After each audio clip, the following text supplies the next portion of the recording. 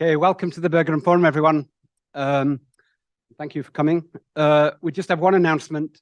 Next week's Bergren Forum will be given by Jonathan Zies, Assistant Professor of Theatre. He'll be talking about the arguments for and against content warnings in the theatre. Do they protect the audience, or do they delight our experience of the drama? It's a hot topic, and as always, the Bergren Forum is on the cutting edge of contemporary debate. Today is a special day in the academic calendar, at least as far as the Bergren Forum is concerned. Once a year, we invite a student to give a presentation, that person being the winner of the annual Phi Beta Kappa Wit and Wisdom competition. Juliana Gray organizes this competition, and David de Graaf and myself assist her in judging the submissions. This year, we had a number of excellent entries. Our system is to choose 3 finalists and invite them to present orally a part of their essay to give us a better idea of which would make the best public presentation. And I want to give special recognition to the other 2 finalists for this year, Eddie Sawin and William Lowe. So give them a round of applause, please.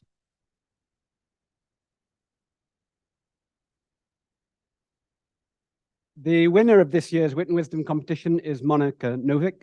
Monica will be graduating in December as an English major and with minors in film studies and philosophy. And speaking of philosophy, along with history and relative studies, philosophy is part of the Division of Human Studies, which sponsors the Bergren Forum, which is offering some exciting courses in the fall, details of which you can find in the free color brochure on the coffee table by the door. So please pick one up on your way out. I should also mention that Monica has worked as a writing center tutor for how many years? 2 years. And her own writing is a wonderful advert for that particular institution. So if you want to improve your own writing with a view to competing in next year's competition, my advice to you is get thee to the Writing Centre. But to business.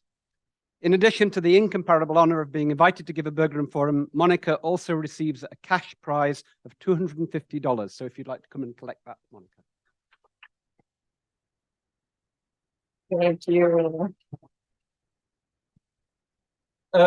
Students in the audience, please take note and watch out next year for the announcement of the Wit and Wisdom competition. So I'm now delighted to hand things over to Monica, who will give a presentation based on her prize-winning essay titled Bodily Autonomy and Gender Bias in Rosemary's Baby. Thank you. Thank you. Right, thank you, Dr. Westacott, so much for that introduction. Just making sure my microphone is working, you all can hear me okay. Hello. Thank you all so much for taking the time out of your day to be here. It's a huge honor to have been named the winner of this year's Wit and Wisdom competition and to be here presenting at the Bergren Forum for you all. I want to thank the judges and organizers of the competition, Dr. Westacott, who helped me revise the essay, and Dr. Gray and Dr. de Graaf, who read and listened to it many times, and I'm sure you can recite it in your sleep now. Additionally, though I did not write this paper for a class assignment, I also want to thank Dr. Nick Slagle, who I believe might be here with us on Zoom today, for his encouragement of my interest in film, both in and beyond the classroom. Finally, I'd like to give a very special shout out to my friends Ash Julian and Saber Sumner, who talked about my ideas with me, read the essay, and heard it read over and over again, sometimes multiple times in one day. So I thank you guys. Before I begin, I do want to warn you that I will be dealing with heavy subject matters such as sexual assault in this presentation. So fair warning for that. And of course, there will be some spoilers for the movie. And now on to the presentation, Bodily Autonomy and Gender Bias in Rosemary's Baby. So many modern horror films center around political and social ideology. Movies like The Purge, Get Out, and Bodies, Bodies, Bodies all deliver a commentary on some aspect or another of society. But this isn't a new phenomenon. Horror movies since their origin have acted as a conduit for social fears and anxieties to manifest through fiction, whether it's Invasion of the Body Snatchers as an allegory for communism, or Halloween representing the threat of home invasion in the early 70s. The true horror of many movies lies not in chainsaw-wielding outcasts or demonic little girls, but in real life. This brings me to Roman Polanski's 1968 Rosemary's Baby. Despite over 50 years passing since its release, Rosemary's Baby still manages to deliver one of the most chilling commentaries on agency and loss of control. Though the film contains supernatural elements, its underlying themes eerily reflect issues that exist today surrounding female bodies. Surprisingly, though, The movie does not intend to victimize Rosemary, but rather allows the spectator, regardless of gender, to relate to her as she reasserts control over her life, her body, and her child. For the purposes of this essay, I will focus on the film Rosemary's Baby and not Ira Levine's 1967 novel of the same name. Rosemary's Baby follows newlyweds Rosemary and unsuccessful actor Guy Woodhouse as they move into a New York City apartment next to Minnie and Roman Castevet, an eccentric elderly couple. Early on in the film, Rosemary and Guy hear rumors of satanic rituals taking place in their apartment building and discover a door in their flat that has been blocked off by the previous tenant. To top it off, a woman who claims to live with the Castevets is mysteriously found dead on the sidewalk outside. None of this seems particularly concerning to the Woodhouses, though, as the horror trope goes. As they settle into their new apartment, Rosemary talks about starting a family, but Guy doesn't seem particularly interested. The Castevets next door are suspiciously invested in the Woodhouses' lives, and suddenly, without apparent cause, Guy lands a role in a play after the lead actor goes blind, and he suddenly tells Rosemary he's ready to become a father. Following this, Rosemary eats a chocolate mousse made by Minnie Castevet, but it has an undertaste and she falls unconscious despite only eating a few bites. While Rosemary is mentally caught up in a series of disturbing dreams, Guy sexually assaults her.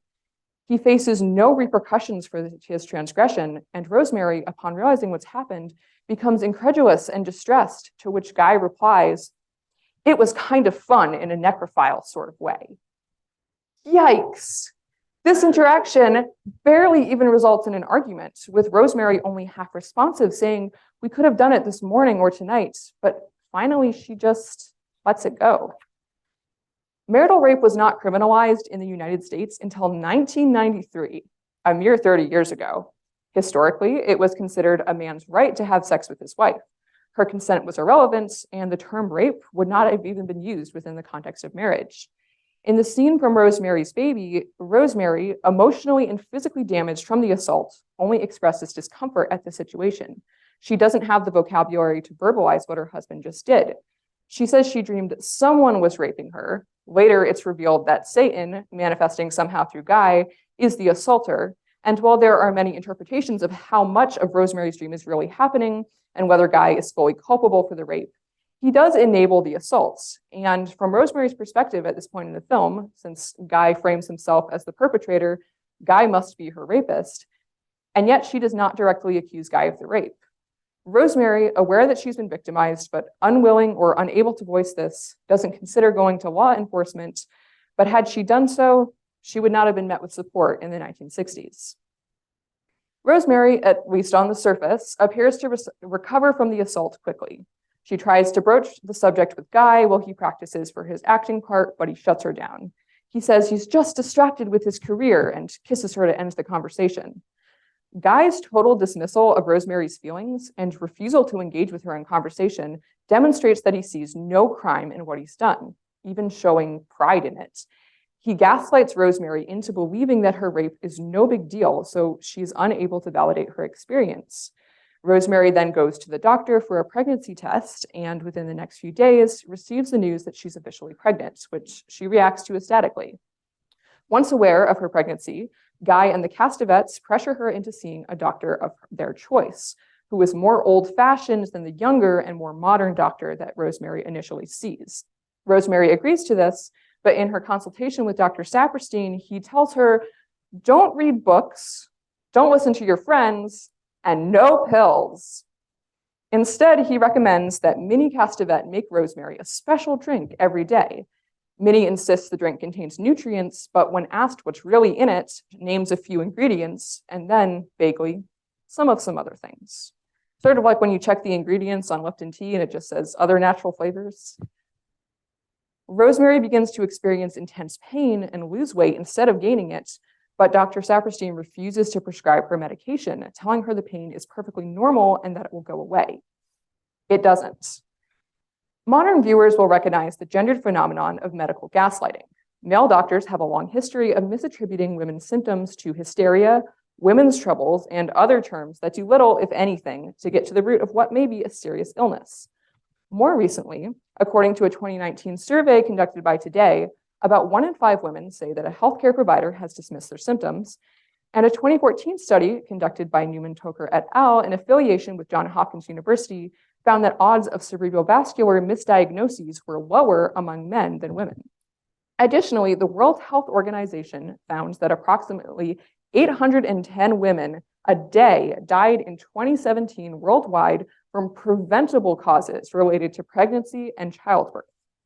Prenatal care during pregnancy is one of the most important factors for a healthy birth, and if pregnant people don't have access to adequate resources or health professionals who properly listen to their concerns, there will almost certainly be pregnancy complications, and that could result in maternal or infant death. Conflating the medical bias that is more common in male physician and female patient relationships with the statistics of preventable maternal mortality, we can say that Rosemary is experiencing an intersection of the two. If we consider how understudied the female body has been up until the mid-20th century, it's probable that many women's illnesses and deaths throughout history related to pregnancy or otherwise could have been prevented if their symptoms had been properly addressed. Because Rosemary's Baby is a horror movie, it turns out that Dr. Saperstein and the Castevets are, wouldn't you know it, actually witches. And that guy aided their successful plan to impregnate Rosemary with Satan's child. The Castevets continue to invade the Woodhouse's apartment, especially Minnie, who monitors Rosemary incessantly from her diet to her furniture to whom she sees. The only person who seems concerned for Rosemary's health, which steadily declines as her belly grows, is the Woodhouse's friend Hutch, an outsider to the apartment building. Rosemary begins to suspect the true sinister nature of the Castevets, but Guy, surprise, surprise, shrugs off her worries and continues to focus on his acting career, which of course he is only successful in because of the witches. At a turning point in the film, Rosemary decides to go against Guy's wishes and invite her friends over for a party. When Rosemary's female friends, who are of similar age to her, find out that Rosemary has been in pain for almost a month with no medical intervention, they immediately press her to go to a different doctor. Her friends sit her down in the kitchen and prevent Guy from entering. One friend tells Guy, "Sorry, girls only."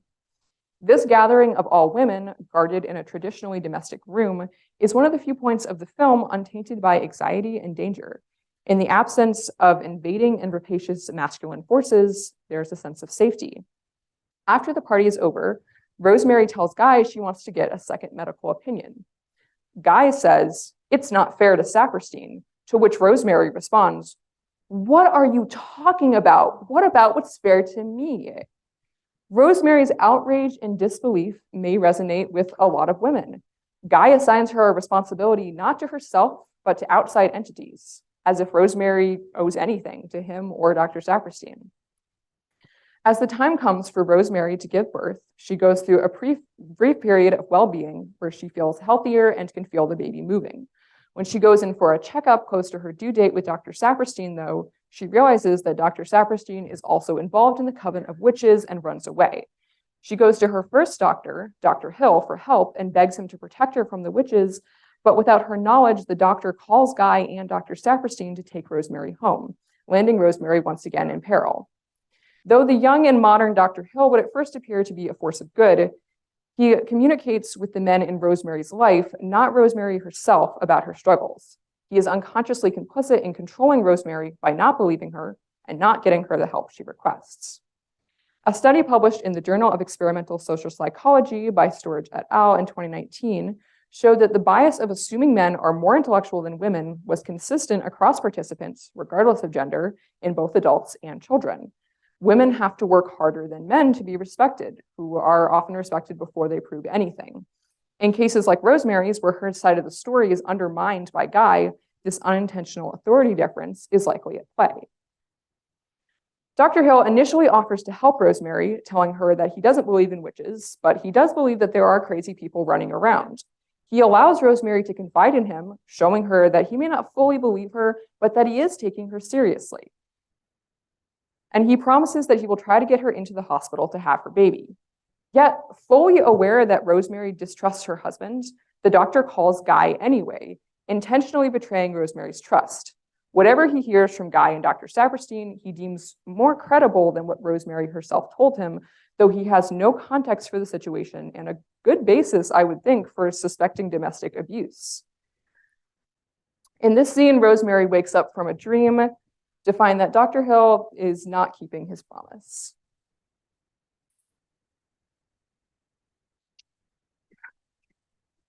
I was sleeping.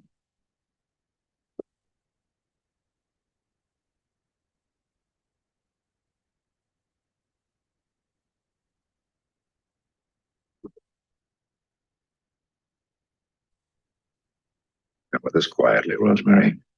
Don't argue or make a scene. Because if you say anything more about witches or witchcraft, we're going to be forced to take you to a mental hospital. You don't want that, do you?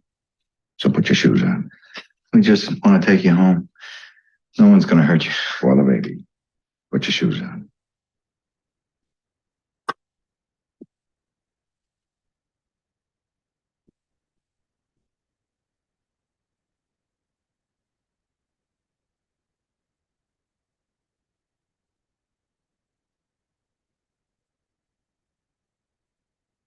He's fine now. We're going to go home and rest. That's all it takes. Thank you for your trouble, Doctor. I'm glad I could be of help. It's a shame you had to come in here.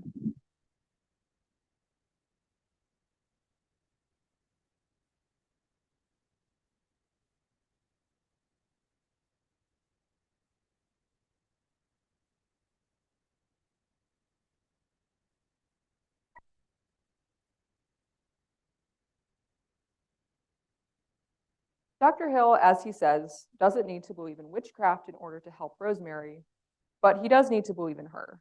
He allows himself to be convinced that Rosemary is just a hysterical woman and that her husband and doctor, two men whom he doesn't know nor have any reason to trust, are in the right. Everyone around Rosemary seems as interested in her and her unborn child as if they were the ones pregnant. Repeatedly, they deny Rosemary the right to make decisions that concern her body, and her life spins out of control as the story unfolds and she and her baby fall into the clutches of the witches. With Hutch murdered halfway through the film, her husband conspiring with satanic forces, and Rosemary cut off from medical care, she cannot get help no matter where she turns. She fights for the claim to her own life and the life she wants for her little Andy or Jenny, but the circumstances, both of her pregnancy and now as she goes into labor, are beyond her control. When Rosemary does give birth, the witches kidnap the newborn and tell Rosemary that there were complications and the baby is dead. Instead of offering support or empathy for this traumatic experience, Dr. Saperstein says, "In the hospital, I might have been able to do something, but you wouldn't listen." He blames her for not cooperating, and Guy nonchalantly says, "We can have others, honey." As if his wife didn't just go through labor and then get victim blamed over her allegedly dead child. Just how many more red flags can this Joker rack up by the end of the movie? All of this, though, seems to indicate that Rosemary has totally lost her autonomy by the end of the movie. And this would be true if not for two things. I mean, the movie could be called The Devil's Child or Satan's Spawn or some other more horror fan accessible title that I won't waste your time making up, but it's not. It's Rosemary's Baby, and that seems to indicate a sense of ownership. With the baby never making an on-screen appearance and the majority of the film being devoted to the pregnancy aspect of Rosemary's Baby, wouldn't the title suggest that Rosemary is the dominant force of this narrative? Secondly, we must consider who's in control at the end of the movie. As Carol J. Clover suggests of the slasher film in her 1992 book, Men, Women, and Chainsaws, a film that leaves us with the final image of a victim turned victor female character is a film that asks us to relate to that character. Clover's final girl theory posits that the audience is not meant to relate with the oppressor, but the victim who triumphs over the oppressor. The final impression that this leaves on us is strangely one of triumph, even if the final girl does not secure a total win. What matters is that the victim regains control by the end of the movie. Rosemary's Baby is far more a psychological thriller than a bloody slasher, but by applying this theory of regained autonomy, the character of Rosemary aligns with the role of the final girl. After the witches lie to Rosemary about her baby, she hears him crying in the Castevetz's apartment, and taking a knife, she sneaks in through the secret door in the closet. She finds an unsettling international conference of witches gathered around her days-old newborn. Ready to fight anyone that would dare stop her, Rosemary approaches the baby's crib, which is adorned with an inverted cross. The camera does not show the baby, but only Rosemary's horrified reaction. What have you done to it? What have you done to its eyes? Minnie gleefully delivers the news that Satan chose Rosemary to be the mother of his Antichrist child, which Rosemary does not receive well. She sits shocked while Roman and Guy try and fail to reason with her. Finally, she notices that one of the witches is possessively rocking the baby and making him cry. "You're trying to get me to be his mother," Rosemary says, to which Roman replies, "Aren't you his mother?" After a moment, Rosemary goes to the crib and begins to rock the baby to sleep. Rosemary's transition from using its pronouns for the baby, indicating its monstrous nature and her fear of it, to using he, his pronouns perhaps shows that she accepts the devil baby as her own son. There is, of course, more than one way to interpret this ending.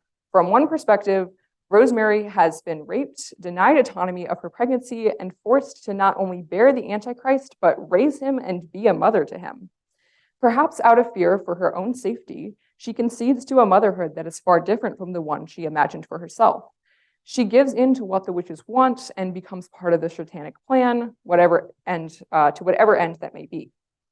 On the other hand, much of Rosemary's male-authored, perhaps slightly one-dimensional character revolves around her wanting to have children, and despite the circumstances under which she was conceived, she expresses the desire to have the baby and spend time with the child in the future. Throughout the movie, Rosemary talks to her unborn child and promises Susan or Andy or Sarah that she will find a safe place for both of them. Her habit of continuously changing the baby's name implies that she will love the baby regardless of gender, personality, or even metaphysical being. To her, this is a life that has nothing to do with Guy or the Castevets or anyone else who's trying to tell her what she should do. She never wavers on genuinely wanting the baby in her life. Through this lens, the audience would have to conclude that her choosing to parent the Antichrist is her way of taking back control of her own narrative. Even though she is complying with what the witches want, she does so in her own way, because this is Rosemary's baby. Many scholars point to the 1960s for the decline of the family, or more accurately, the decline of the nuclear family. Divorce rates went up, fertility rates went down, and worst of all, may God forbid it, women less frequently cited motherhood as a top priority. Call the press. According to a 1994 article by Alan M. Parnell et al., over 50% of pregnant single women in the late 1950s pursued marriage before birth, but only 22% did so by 1988. The family dynamic and very definition changed drastically during the 60s. The narrow family consisting of a married man and a woman, plus one or two children, still existed, but it no longer could be expected. Rosemary and Guy Woodhouse begin the film wanting a nuclear family. As Guy says in an early scene, "Let's have a baby, okay? Let's have 3, one at a time." But by the end, Rosemary has rejected Guy as her husband and outed him from a paternal role in her family. This scene takes place after Guy and Dr. Saperstein take Rosemary back to the apartment building and she tries to escape to her flats.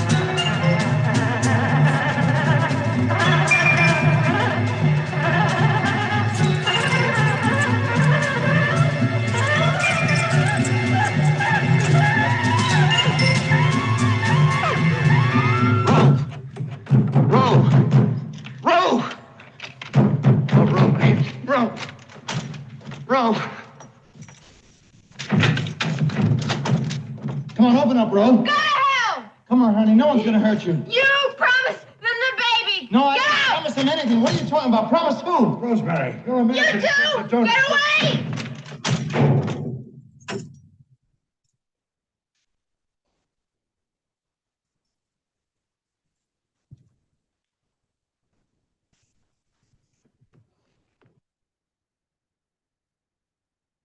I'm a big believer in marriage counseling, but I'm not sure that that's what this couple needs. Even though the Woodhouses initially align with the mid-20th century family model, I would argue that Rosemary is a single mother by the end of the film. After she gives birth, Rosemary yells at Dr. Saperstein and Guy, "You're both lying, you're witches." She's right about the first one, but not so much the second. She asks Guy to show his shoulder where a proper witch would have a tattoo, but when Guy shows it, his shoulder is bare. Guy never officially gets inducted into the witch coven, and still he sacrificed Rosemary's very personhood without hesitation. As a non-witch, his actions can't even be attributed to brainwashing or allegiance to Satan, but merely to selfishness. He just sucks. When Rosemary learns the truth about her baby, Guy approaches and pleads with her, "They promised me you wouldn't be hurt, and we're getting so much in return, Ro." At which point, Rosemary, with all the strength and vehemence she can muster, spits in his face. Finally. If they are not lawfully divorced at this point, they are almost certainly mentally divorced in the sense that Rosemary, who was willing to run away from Guy and start a new life with her baby, now directly and physically rejects him. This family dynamic, in which the witches are all but part of the family, is still yet boiled down to that penultimate image of Rosemary rocking her baby, that of mother and child with no other members necessary. Rosemary wants to be a mother. It's just not the kind of mother that everyone wants her to be. At a time in which women were often forced into the societal role of wife and mother, this movie's real fear comes not from the devil or witches, but from that loss of agency. Rosemary's experiences have real-life counterparts that real people go through, like being told she doesn't know what's happening in her own body or getting shut out of conversations that concern her. These problems were relevant in 1968, and yet all the studies I've cited here were done within the past 30 years. Rosemary's Baby is still worth talking about, not just for its cinematic value, but because somehow we're still talking about if and when and how and which women deserve agency and what that word means, whether it's in the form of the #MeToo movement online or the Supreme Court's overturning of Roe versus Wade and the subsequent backlash.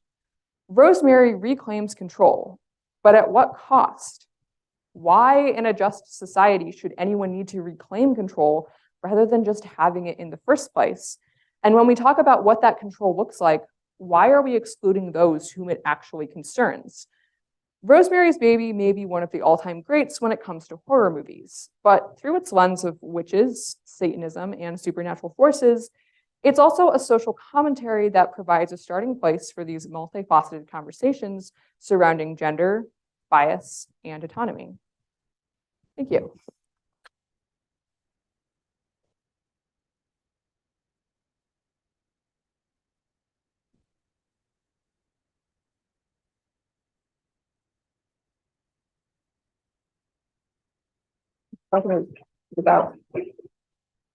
Thank you so much for that applause. It went on longer than I expected to. So now I will open the floor to questions, if anyone has any.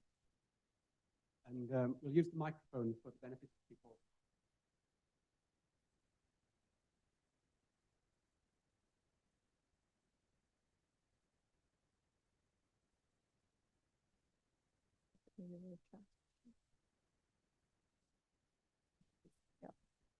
Oh, that's so nice. Hello. Okay. That's fine. Hi.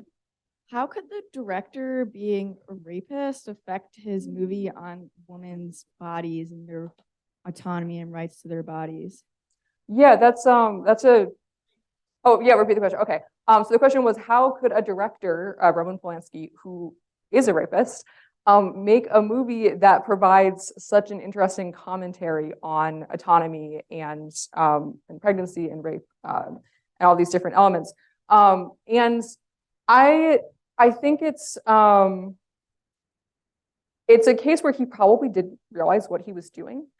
I don't know if he intended for this to be read in exactly the way that I've read it. I think it's probably more like he thinks that she is taking back control, but he's probably seeing it in a different light. I also think that he had a lot of different contributions coming from a lot of different people. I don't have a reputable source for this, but so it's going to be a good story. So on the set of Rosemary's Baby, Roman Polanski was apparently heard saying something like, "Oh yeah, husbands just don't find their wives attractive anymore. After a while, they just lose interest in them. That's normal." And John Cassavetes, who plays Guy in this, the awful husband, who in real life was actually a director himself and loved his wife very much, said very loudly so that Roman Polanski could hear it, "My wife gets more attractive every year." So yeah, so it did seem like there were some, some of those different elements making their way into the movie. But I think that just because it was a group effort and because it was based on the book as well, the message that it ended up presenting may have been different from what Roman Polanski himself may have intended. Next question.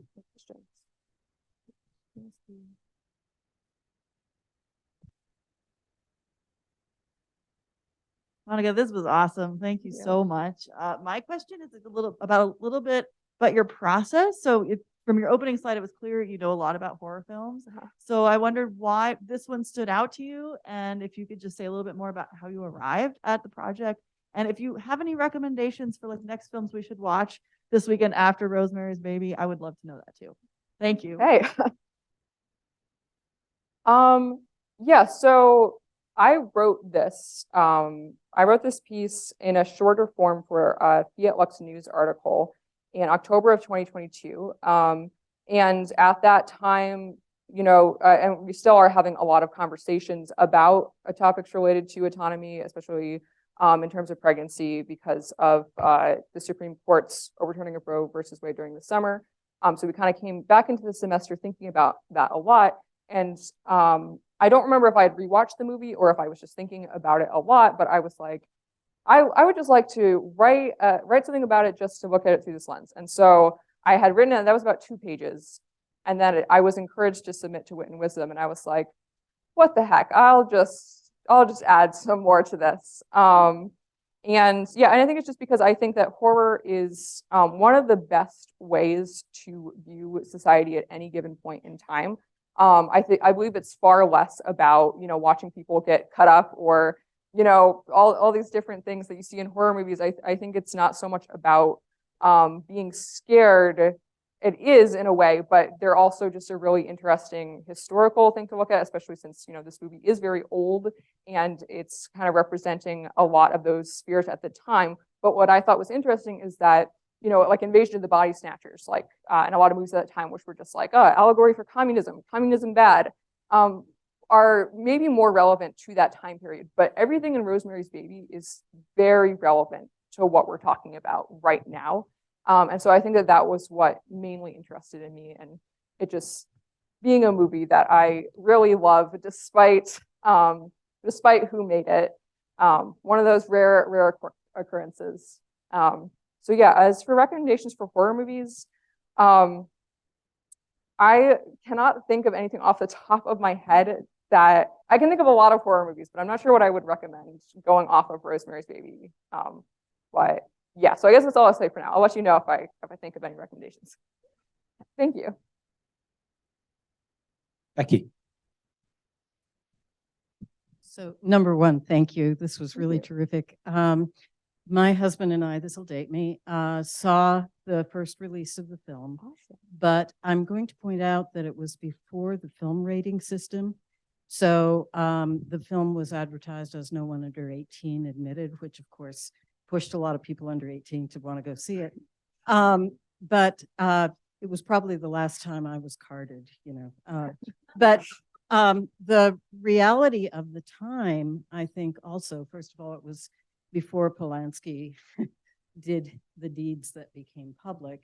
And because it was before the film rating system, the greatest conversation at the time that I recall was about whether or not the nudity of Mia Farrow was real or a body double or appropriate or anything like that. And I just think what you've done here is put the film in a really fine contemporary context that actually can push the women's movement forward, I think. So thank you. Thank you. I do have a question. Yes, what's your question?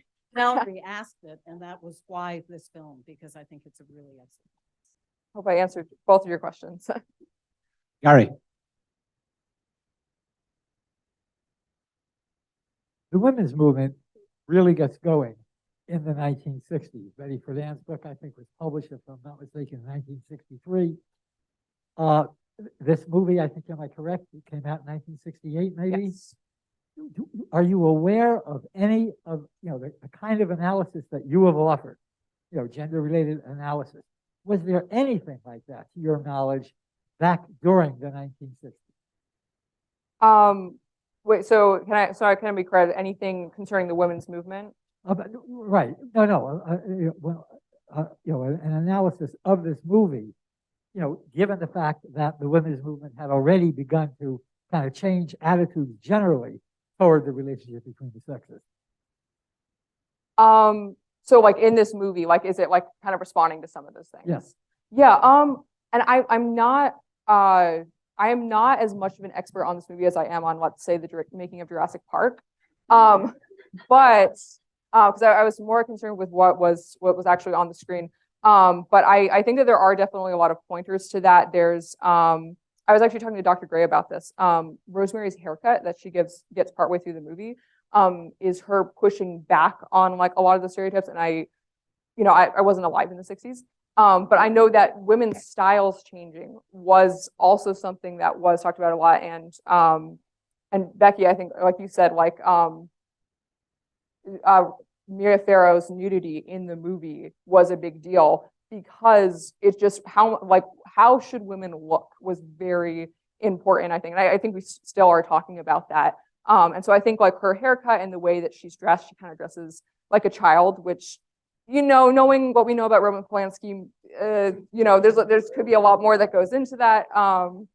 But yeah, I think there are definitely, it's very aware. It's also, I believe, taking place during Vatican II, which I think like the intersection of religion and the women's rights and a lot of those things kind of like coming together and merging at that time. I think like they're all kind of surrounding itself, and Rosemary's just kind of in the middle of it all, trying to make sense of this world that is changing around her, but she's stuck in this marriage that is trying to just keep her in a very specific role. If that kind of answers your question. I don't know if it did.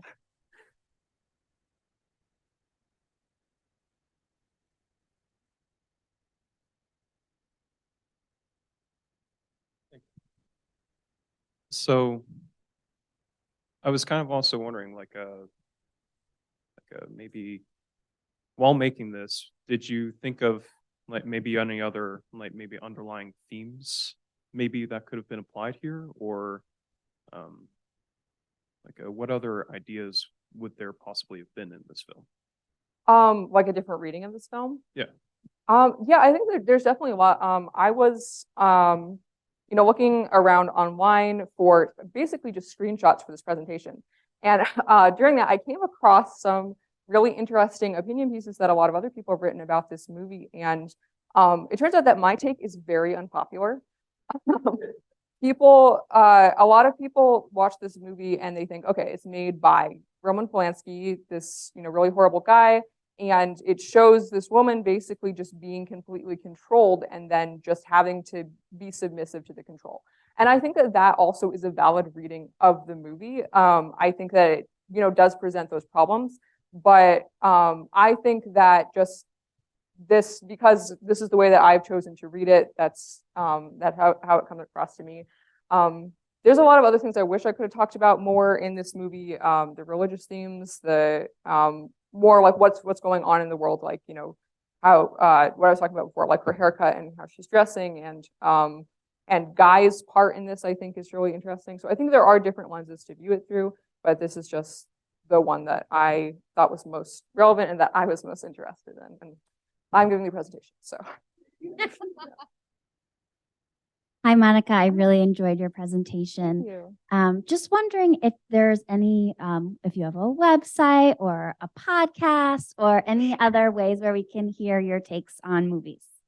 Yeah, so I've always wanted to do something like that, and unfortunately, I just don't have the motivation to do that right now. But I do write for Fiat Lux News. Our editor-in-chief, Sam Sage, is right over here, and we have a website.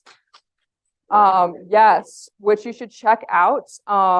It's I don't remember the URL for it, to be honest, but it's the Prenti Russo Media Lab website. And on it, there's a Fiat Lux section. And that is where some of my articles are published. And I have written not just about movies, but some very long articles about music, as Sam knows.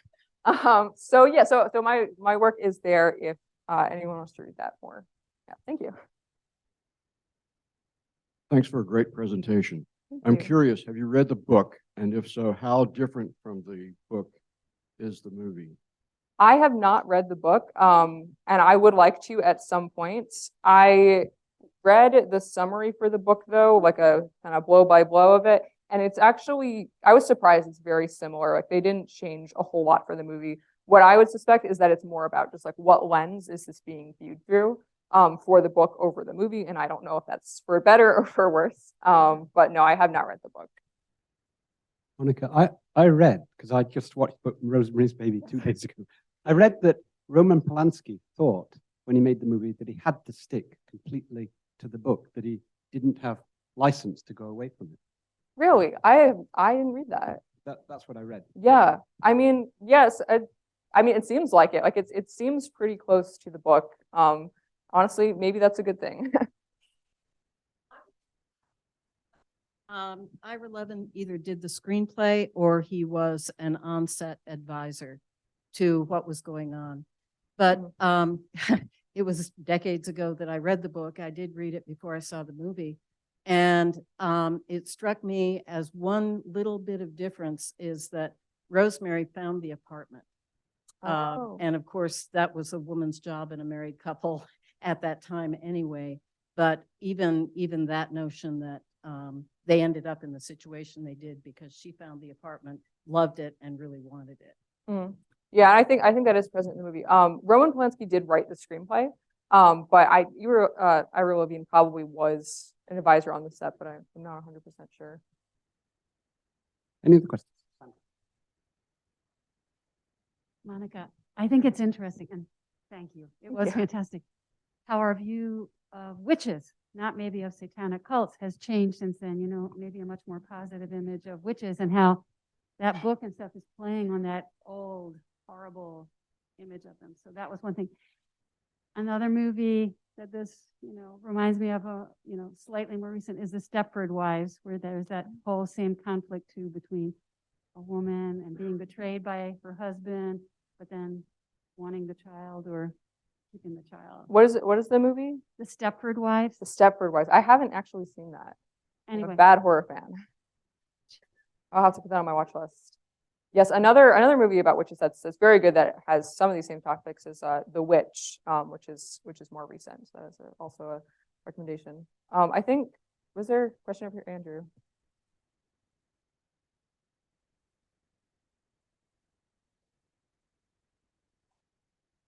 Hey, great presentation, Monica.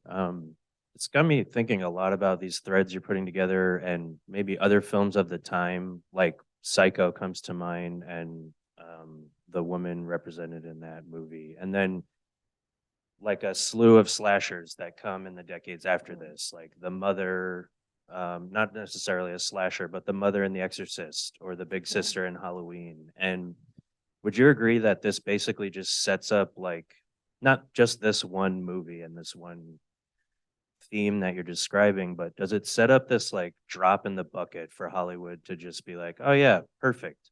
Take this woman, put her in these stakes, have her just deal with it, figure it out. Who cares what she wants and who she is as a person? Just deal with it. And I hope you escape and survive and whatever. Like, do you think that that's just this sort of assumed, like, oh, great, we've got it all lined up for us. Let's just make the movies and make the money.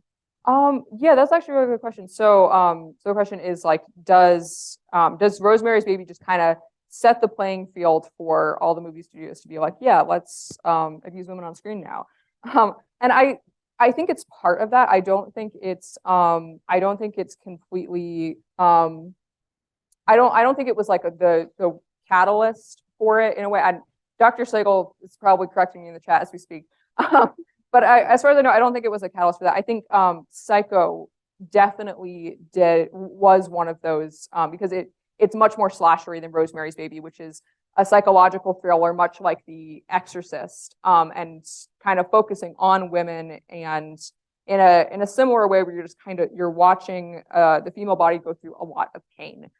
Is very similar to The Exorcist in that way. Slasher films definitely take their roots a little bit more in Psycho, which you're right, does have a very similar, just kind of, here's this woman, whoop, now she's dead. Psycho is 1960, I believe. So yeah, that was before this. I think it was part of that. I think it was part of these movies that were kind of moving towards two different places, like moving towards either slasher or occults. Like The Omen also is one of those movies, which I guess you can watch The Omen and kind of think this is what happened to Rosemary's Baby when he grew up, because that's what it's about, is Satan's child, but it's after the fact.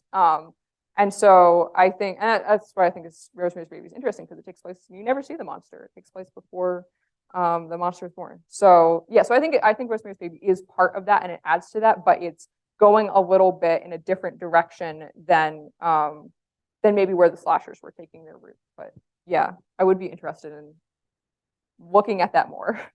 Okay. We're out of time. Please, afterwards, feel free to come and congratulate Monica or ask further questions. There's a lot of applause for Monica in the chat, so let's add to that for a fantastic presentation. Thank you.